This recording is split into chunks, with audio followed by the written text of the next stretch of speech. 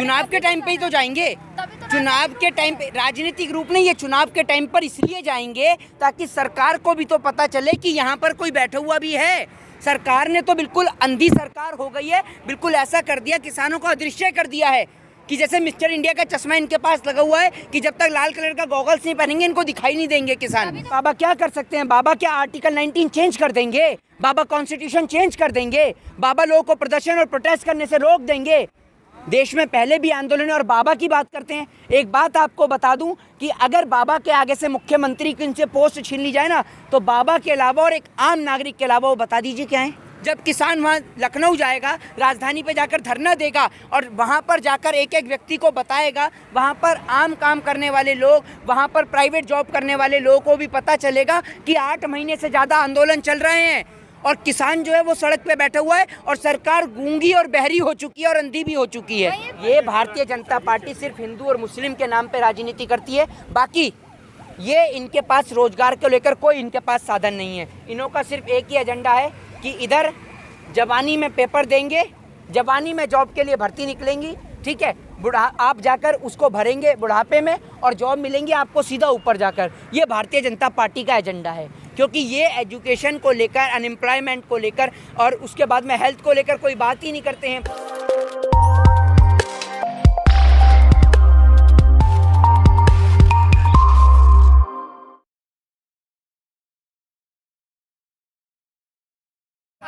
राकेश टिकैत जी ने जैसा कि किसानों ने ऐलान किया है वो लखनऊ जा रहे हैं, तो क्या आप भी जा रहे हैं साथ में?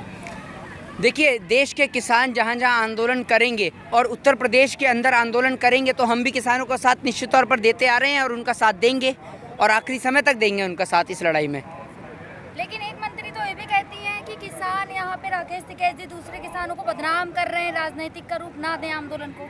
तो किसानों का एक बात बताइए, कौन सा राजनीतिक रूप दे दिया गया यहाँ पर किसानों ने, ये बताइए आप मुझे। आप चुनाव से पहले भी जा सकते थे, बाद में भी जा सकते, लेकिन अब चुनाव आने चुनाव के टाइम पे ही तो जाएंगे। चुनाव के टाइम पे राजनीतिक रूप नहीं, ये चुनाव के टाइम पर इसलिए जाएंगे ताकि सरकार को भी तो पता चले कि यहाँ पर कोई बैठा हुआ भी है। सरकार ने तो बिल्कुल अंधी सरकार हो गई है, बिल्कुल ऐसा कर दिया, किसानों को अदृश्य कर दिया है कि जैसे मिस्टर इंडिया का चश्मा इनके पास लगा हुआ है कि जब तक लाल कलर का गॉगल्स नहीं पहनेंगे इनको दिखाई नहीं देंगे किसान। तो किसान को अपना रूप दिखाना पड़ेगा इन्हें। अगर किसान वहाँ पर दिल्ली की राजधानी में आया, दिल्ली की राजधानी के अंदर घुसा, तभी तो लोगों को पता चला कि किसान यहाँ बैठा हुआ है बॉर्डरों पर। जब किसान वहाँ लखनऊ जाएगा, राजधानी पे जाकर धरना देगा और वहाँ पर जाकर एक एक व्यक्ति को बताएगा, वहाँ पर आम काम करने वाले लोग, वहाँ पर प्राइवेट जॉब करने वाले लोगों को भी पता चलेगा कि 8 महीने से ज़्यादा आंदोलन चल रहे हैं और किसान जो है वो सड़क पे बैठा हुआ है और सरकार गूंगी और बहरी हो चुकी है और अंधी भी हो चुकी है। ये पोस्टर बहुत वायरल हो रहा है, जहाँ एक तरफ योगी जी हैं, दूसरी तरफ राकेश टिकैत जी, और उस पोस्टर में लिखा है कि इसे लखनऊ को दिल्ली ना समझा जाए। देखिए, लखनऊ हो या दिल्ली हो, देश के अंदर आज़ादी है लोगों को पीसफुली प्रोटेस्ट करने की। तो और ये पीसफुली प्रोटेस्ट करने से ना उत्तर प्रदेश के मुख्यमंत्री योगी आदित्यनाथ जी रोक सकते हैं और ना ही देश के माननीय प्रधानमंत्री जी नरेंद्र मोदी रोक सकते हैं। आर्टिकल 19 आपको और मुझे दोनों को पीसफुली प्रोटेस्ट करने की आज़ादी देता है। देश की डेमोक्रेटिक कंट्री भारत एक लोकतांत्रिक देश और लोकतांत्रिक देशों में विचारों की अभिव्यक्ति है, लोगों को अपने विचार व्यक्त करने की आज़ादी है और लोग प्रोटेस्ट कर सकते हैं, और चाहे वो लखनऊ हो, यूपी हो, चाहे दिल्ली हो, चाहे वो कोई भी कोना हो। और आप यहाँ पर खड़ी हुई है, ये क्या यूपी में नहीं लगता गाजीपुर? ये भी तो यूपी में है। योगी जी का गढ़ है वहाँ। क्या योगी जी का कहाँ गढ़ है? योगी जी लखनऊ से इलेक्शन लड़ते हैं, जो योगी जी का गढ़ है। बीजेपी का गढ़ तो माना जाता है ना उसे। क्यों बीजेपी का गढ़ कैसे माना जाता है उसे? और बीजेपी बाकी जगह पर, एक मिनट, यहाँ पर बीजेपी के सांसद नहीं है, यहाँ पर बीजेपी के नेता नहीं है, लेकिन यहाँ भी आंदोलन और धरने चल रहे हैं। और अगर आप बात करते हैं कि किसानों की संपत्ति जब्त करेंगे, आप ये बात करते हैं, किसानों कहते हैं कि किसानों की संपत्ति जब्त करेंगे, तो अगर आप किसानों की संपत्ति जब्त करेंगे तो किसान सरकारी संपत्ति को जब्त करके बैठा हुआ है। 8 महीने से ज़्यादा हो गए, रोड बंद है रोड, क्योंकि आप अगर किसान की संपत्ति को जब्त करेंगे तो किसान क्या करेगा? सड़क पे आएगा, फुटपाथ पे आएगा, और फुटपाथ और सड़क पे बैठा हुआ ही आप देख ही रहे हैं। बिल्कुल जाएंगे, आप रोकेंगे? हाँ, कौन उतारेगा हमारा बक्कल? कौन उतारेगा बक्कल? किसने करा है पोस्ट? आप बताइए, नाम बोलिए ना। आप डरते हैं क्या पत्रकार होकर नाम लेने से? किसने बोला कि बक्कल उतारेंगे? क्या ये लिखा है कि बक्कल उतारी जाएगी? बक्कल उतारने की बात तो बहुत दूर की बात है। इस देश के अंदर आज़ादी है प्रोटेस्ट करने की। मैंने आपको पहले भी बोला और दोबारा भी बोलता हूं कि प्रोटेस्ट करने की आज़ादी है। और देखते हैं कि कौन किसानों का बक्कल उतारता है। और आप अगर किसान का बक्कल उतार देंगे तो आप भी भूख से मर जाएंगे, ये बात ध्यान रखिएगा। क्योंकि अगर किसान अनाज उगाना बंद कर देगा तो आपको पता चल जाएगी, आपके तिनका तिनके के लिए मोहताज हो जाएंगे, दाने दाने के लिए मोहताज हो जाएंगे। तो ये बात आप समझिए। अगर आपके नाम पर कोई संपत्ति है तो आप नहीं जाइए। क्यों? हमारे नाम पे संपत्ति हो भी है और तब भी जाएंगे। करिए जब्त। हम तो तैयार हैं इस देश के अंदर। अरे जब इस देश को आज़ाद कराने के खातिर फ्रीडम फाइटर्स ने, देश के स्वतंत्रता सेनानियों ने अपने सर्वोच्च को न्यौछावर कर दिया, तो क्या हम अपनी संपत्ति और अपनी प्रॉपर्टी न्यौछावर नहीं कर सकते? जब बात हमारे अस्तित्व की हो, हमारी लड़ाई की हो, हमारी आने वाली पीढ़ी की हो, देश के किसान की हो, जिसका अनाज आप और हम खाते हैं, तो अगर हमें अपनी प्रॉपर्टी, अपनी संपत्ति जब्त करानी हो तो हम तैयार हैं। लेकिन हम प्रोटेस्ट और प्रदर्शन करेंगे। बाबा से पंगा महंगा पड़ेगा आपको, बाबा से पंगा महंगा पड़ेगा आपको अगर लेना चाह रहे हैं। अरे बाबा कुछ नहीं करेंगे। बाबा क्या कर सकते हैं? बाबा क्या आर्टिकल 19 चेंज कर देंगे? बाबा कॉन्स्टिट्यूशन चेंज कर देंगे? बाबा लोगों को प्रदर्शन और प्रोटेस्ट करने से रोक देंगे? देश में पहले भी आंदोलन और बाबा की बात करते हैं। एक बात आपको बता दूं कि अगर बाबा के आगे से मुख्यमंत्री की इनसे पोस्ट छीन ली जाए ना, तो बाबा के अलावा और एक आम नागरिक के अलावा वो बता दीजिए क्या है? नाम तो चेंज कर देंगे ना। नहीं, बता दीजिए। अगर मुख्यमंत्री के पद से वो हट जाएं और एमएलसी बने थे पार्टी में और मुख्यमंत्री बनने के लिए देश की जनता पूर्ण बहुमत देती है, उत्तर प्रदेश की जनता ने बहुमत दिया, तभी वो मुख्यमंत्री बने, और आप उसी जनता को चैलेंज कर रहे हैं कि आप बैठ के दिखाइए, तो देश का किसान धरना देगा और ज़रूर देगा। लेकिन कानूनी कार्रवाई भी होगी, सहन करोगे फिर? कानूनन कार्रवाई क्या होगी? आज़ादी है प्रोटेस्ट करने की, आर्टिकल 19 के थ्रू क्या कानूनन कार्रवाई करेंगे? लेकिन उन्होंने कहा तो उनके खिलाफ कार्रवाई की जाएगी, उनकी संपत्ति जब्त की जाएगी। आप करने के लिए तैयार हैं? हाँ, हम तो कह रहे हैं कि हम तो संपत्ति जब्त करिए आप। हम तो कहते हैं कि करिए आप संपत्ति जब्त। और कितने लोगों की संपत्ति जब्त करेंगे? ये एक जनव्यापी जन प्रजातंत्र का आंदोलन है और करोड़ों लोग इसमें शामिल हैं, अनगिनत लोग इसके अंदर शामिल हैं। देखिए गाजीपुर बॉर्डर, देखिए सिंधु बॉर्डर, टीकरी बॉर्डर, तमाम जगहों पर देखिए अभी भी देखिए कितनी सारी महिलाएं। कितनों की प्रॉपर्टी को आप जब्त करेंगे? कितनों की को करेंगे? एक की, 1000 की, 10,000 की, लाख की, 10 लाख की, करोड़ की, 10 करोड़ की? बताइए कितने करोड़ लोगों की आप प्रॉपर्टी को जब्त करेंगे? इस देश के अंदर एक तबका ऐसा भी है जो आज भी भूखे पेट रात को सोता है।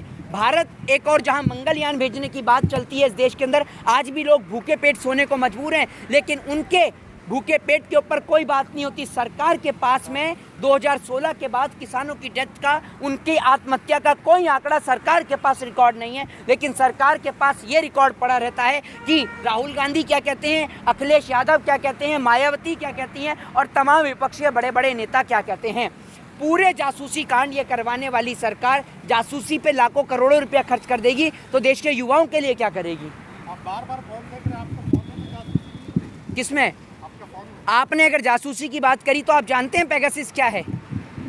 पेगासिस कंपनी के बारे में आप क्या जानते हैं, ज़रा ये बताइए। आप बता दीजिए। आप तो जानते ही नहीं है कुछ, क्योंकि आप तो बिना अधूरी जानकारी के साथ में खड़े हो जाते हैं। कुछ पता नहीं है। हाँ, मैं बता देता हूँ आपको। पेगासिस कंपनी जो है वो अपना सॉफ्टवेयर विदाउट गृह मंत्री, होम मिनिस्टर के साइन के बिना वो अपना जो उनका सॉफ्टवेयर है वो नहीं देती है किसी को। तो एक बात बताइए, देश के गृह मंत्री जवाब क्यों नहीं देते कि उन्होंने सॉफ्टवेयर लिया है? और पेगासिस कंपनी का ये नियम भी है कि आप विपक्षी किसी नेता के खिलाफ, पत्रकार के खिलाफ इस पेगासिस का सॉफ्टवेयर का यूज़ नहीं कर सकते। तो देश की सरकार ने क्यों करा और सरकार ने क्या ये सॉफ्टवेयर लिया है? सरकार इस सवाल का जवाब क्यों नहीं देती है? बताइए।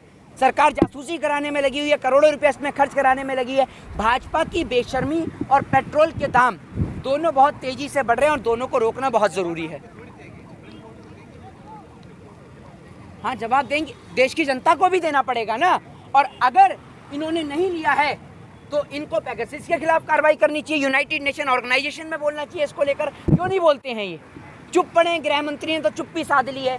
कभी ये कहते हैं कि ऑक्सीजन की कमी से कोई मरा नहीं है। अबे ऑक्सीजन की कमी से कोई मरा नहीं है तो इतने सारे लोग जो मरे हैं वो क्या कमल का फूल सूंघने से मरे हैं? ये बताइए ना आप मुझे। यही तो कहा जा रहा है। ये भारतीय जनता पार्टी सिर्फ हिंदू और मुस्लिम के नाम पे राजनीति करती है, बाकी ये इनके पास रोजगार को लेकर कोई इनके पास साधन नहीं है। इन्हों का सिर्फ एक ही एजेंडा है कि इधर जवानी में पेपर देंगे, जवानी में जॉब के लिए भर्ती निकलेंगी, ठीक है, आप जाकर उसको भरेंगे बुढ़ापे में और जॉब मिलेंगी आपको सीधा ऊपर जाकर। ये भारतीय जनता पार्टी का एजेंडा है। क्योंकि ये एजुकेशन को लेकर, अनएम्प्लॉयमेंट को लेकर और उसके बाद में हेल्थ को लेकर कोई बात ही नहीं करते हैं। इस देश में 8-8 महीने 4 लाख नौकरी दे तो दी है, वादा तो 2 करोड़ का था और 4 लाख नौकरी कहाँ से मिल गई हैं?